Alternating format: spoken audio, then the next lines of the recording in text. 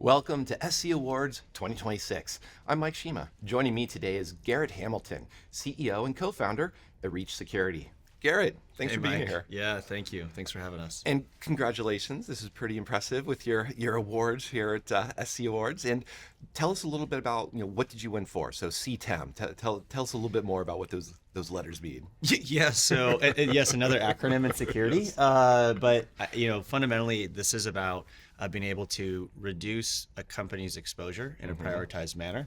And exposure in our world in cybersecurity is really any risk that might exist, right? We're in this world where AI is being highly leveraged by offense, and we have to find new ways to leverage it for defense. And why is that? Well, finding a needle in a haystack in terms of an exposure from a customer used to take a pretty complicated set of efforts from nation states, and now we're seeing most recently 60 groups, motivated groups within an hour of a missile attack activate with Telegram and ChatGPT and find those weaknesses. And so really exposure is under a massive lens. It's so much easier to find it from the outside as an adversary.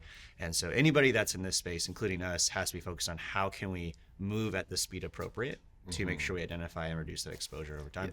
Speed and agents are two of the words I've heard quite a bit. Yeah, I'm sure. Yeah, we talked about the floor earlier. Yeah, I'm sure exactly. It's plentiful. Yeah. But there is also, but for the longest time, people have their tools. People have their scanners. Why isn't that enough? Well, okay, so that is a great question. That's kind of the impetus for why Reach came to be initially. I was at a large, we weren't called a platform provider at the time, but was single pane of glass. Yeah, so I was at Palo Alto Networks for a long time, and I built a product line there, which was really responsible for detecting and then preventing all the bad stuff in a customer's environment, really any environment around the world, for firewalls and EDR products, and even before EDR was a thing. And what we found a lot of times, because we had access to just all these great customers, and honestly, we were called in when something went wrong, we found that a lot of times architects and security engineers, they had gone through the process of saying, this is how this should be done. They go through this process of saying, this is how it should be integrated. They even maybe set it up for the business, right? Really smart people doing that. And then it gets deployed. And you have all kinds of administration going on. You have the day in the life of the business, and there's misconfigurations, there's drift created. And we buy all this security infrastructure to, in fact, reduce exposure. And we come in with that intent, but it turns out that it's really complicated once you start working with this living and breathing organism called an enterprise or called a business. It's not static. It's not static. And either is security, and either is the way we sell security products now, right? We move from CDs to install software to subscriptions. And so everything's kind of changed fundamentally. And so Reach's whole existence is, there's this massive operational gap in how security gets leveraged at scale. Security controls in particular, not just security tools, but think about controls wherever they might be. And if that exists and it is a scale problem, then it's actually a great challenge for technology. And I'll say technology, we could say AI, it doesn't matter. It's a great challenge for technology to take on. And technology is in such a place today that you can find those mistakes faster than the adversary. You can leverage your advantage on being from the inside to do that. Yeah, and I think to your point, we can talk about AI agents, but the letter A is also automation, and that's what you're bringing. That feels like a great that's what resonates, I think, the most. And there's an aspect too. You're talking about, you've mentioned customers 2 or 3 times already. It's always wonderful to understand that there's a focus on customers, on usability. Tell us a little bit about how do you approach that? Why does that stand out for you? Well,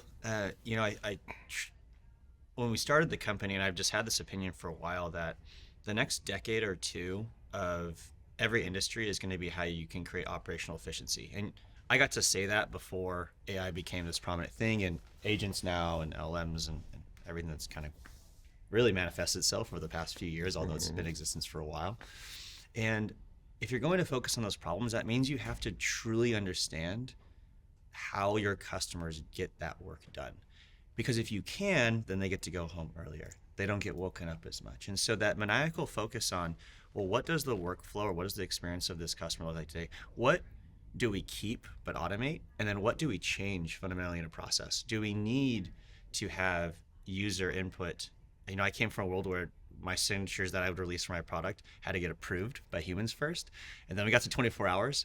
And then we got to 15 minutes, and then we got to 1 minute, we got to real time eventually. So you kind of experience that, eventually you build trust. And so kind of in the same world, how can you build trust so that the things that have to get done can get done through automation, and then you get less and less human in the loop. And so the only way to do that is to be maniacally focused on customers and of varying sizes. We serve companies that are typically about 2,000 people and larger, all the way up to hundreds of thousands of employees. And when you do that, at the smaller side, you really think about, how can I help augment my teams? How can I help give them a higher level of skill because they're managing more tools than there are people? At the higher end, the Fortune 500s, it's really about, how can I provide a central place to find those gaps and misconfigurations across this vast infrastructure? And that's where the augmentation provides a ton of value. That's quite the range. You go from 2,000 to easily 20 or closer to 200,000 endpoints and more. How did you approach that? What's the thing that you would say, what's the killer feature you have? What makes Reach stand out so much? So the underlying capabilities of Reach focused on, first, this atomic structure of a control. So that's where we started. That's actually the differentiation from a lot of our competitors. The general space is, we focused on these controls. And the reason we did that is because, we just ran a research piece and it got launched here at RSA. We interviewed over 250 security executives from our range of ideal customer profile. And what they mentioned is that 97% of them mentioned that misconfigurations control issues led to a incident or breach or a near incident. And so when we started this company a while back, we said, make the control that fundamental level first, not the vulnerability, right? Not a vulnerability finding. Make it the control element first.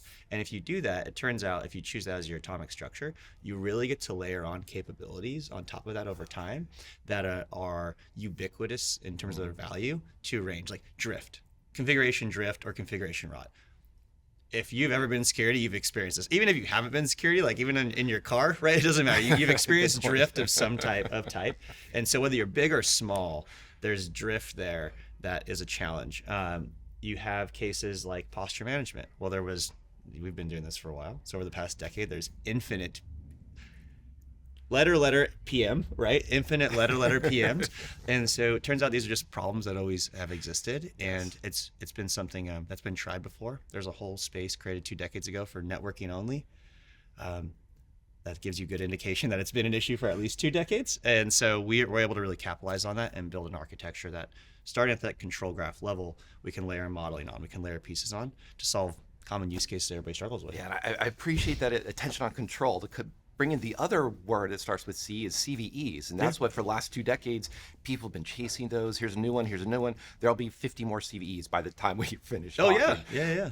But obviously that's not what you're trying to chase. That's not what you're telling people to chase. And even with the controls, there's context that's important to misconfigurations. Not every misconfiguration is misconfigured in the same worst way. How do you help people? How do you prioritize those for those huge Fortune 500s that have a couple more than a few dozen? Yeah, so one of the things, and we see this on the vulnerability side as well, this context element, how important it is, but also how accessible it is. So when I came into security 16 years ago, there was like no such thing as a data lake. You had SIMs, right? But now you look at the market and everybody realized that data is kind of like almost this high value oil, right? And so we built our own data lakes. Every platform provider has a data lake now. And the reason for that is if we get all that data in one place, we can begin to contextualize or prioritize different things for our customers. And so for us, we're able to, and maybe why Reach couldn't exist 10 years ago, is we're able to take advantage of these different disparate data sources that might exist to influence the context of why we would recommend something from a posture standpoint, or when a drift finding occurs, whether or not that is actually of concern because ServiceNow had a change in it or not. We're able to read that change using NLP. And so let me give you an example. When we make a recommendation on how to use phishing-resistant MFA, that might have been disabled for a subset of users. Near and dear to my heart. I love this topic. All right. Going. So, and this is an example of why exposure management has to be more than just the CVE. Like, I think one of the biggest challenges we have right now is that it almost feels like vulnerability management 3.0. In a way, it's like, was that actually the point? Did that even work in the past? Right, did it actually work? No, phishing-resistant MFA is pretty critical. We saw this with debatable, but a recent attack and what happened there. And so you have phishing-resistant MFA. Well, it was disabled for this group. of accounts. Well, why was it disabled? Well, how can we go and look at, how do we determine why or how? Well, we can find out who made the change, but we also can look back at 90 days and see if it was turned on for this account, how was it being used? Was it ever utilized? And under what circumstances did it fail? And that can give you a lot of context or insight into the user impact or the account impact of a change.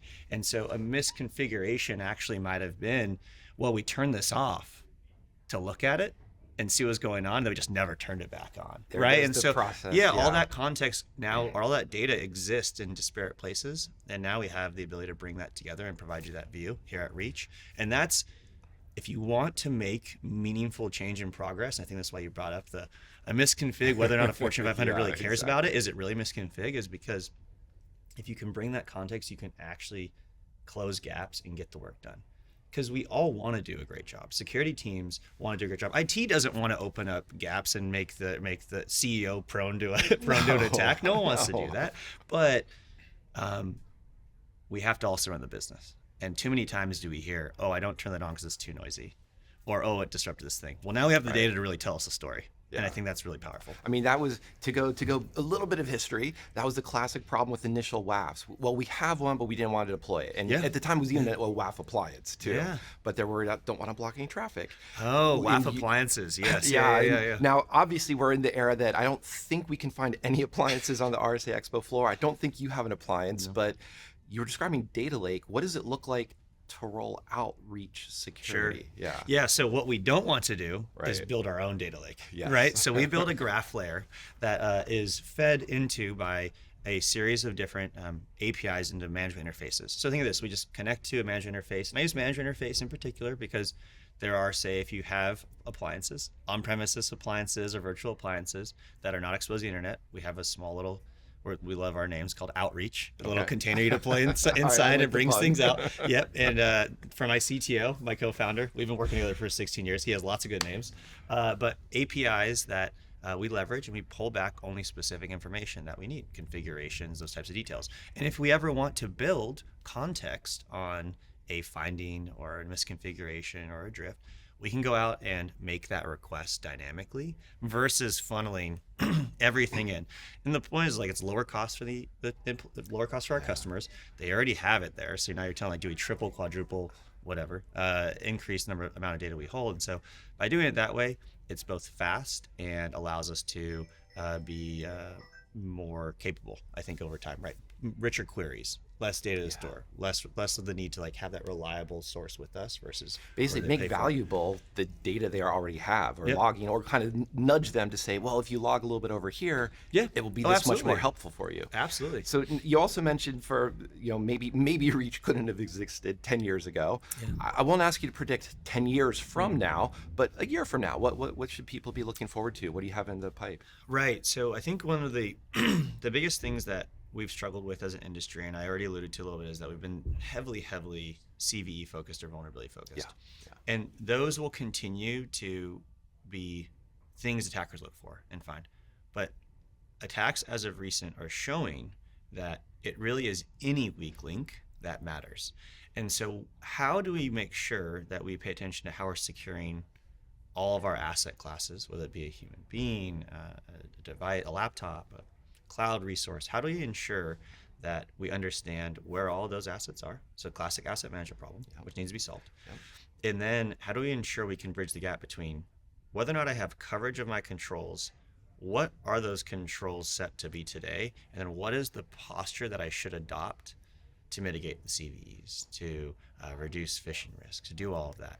To have that in one place and have a single interface or single operating system providing that value, I think is the most important thing that'll come out over the next handful of years, but especially the next year. And that's what we're really pushing for. We call it asset intelligence. And it's the ability to connect the dots between sneaking some AI in there. Sneaking it. You're right. You know what? You're right. Even without artificial intelligence, I like that. Yeah. So you're absolutely right. Sneaking it in there.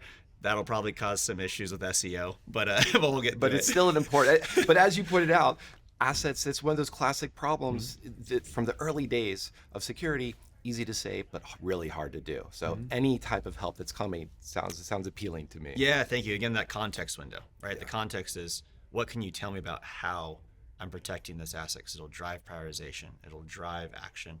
It may help me just simply make improvements. And we started at the top of that layer, and we've moved our way further down, and now we're going to have a complete solution here this year that I think really will solve many of those asset gaps. That's awesome. Well, we start out the top with an acronym, but at the bottom of the interview now we've gotten no acronyms and lots of great information. I appreciate that, Garrett. Thank you. Yeah, thank you for the time. Really appreciate it. Thank you. To learn more about Reach Security, please visit securityweekly.com/reach-RSAC. And for full SC Awards 2026 coverage from here at Cyber Risk Alliance, visit securityweekly.com/RSAC. Thanks for watching.